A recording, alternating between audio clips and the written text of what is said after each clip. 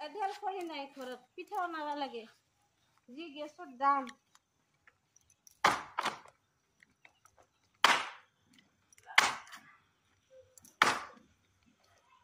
নাজানো নেকি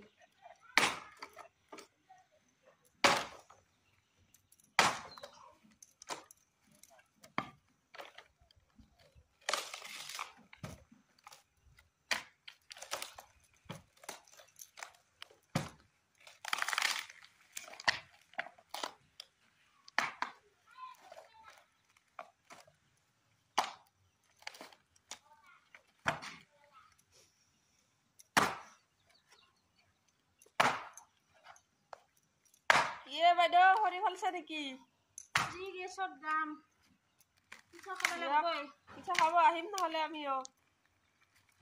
অসমীয়া মানুহ আমি।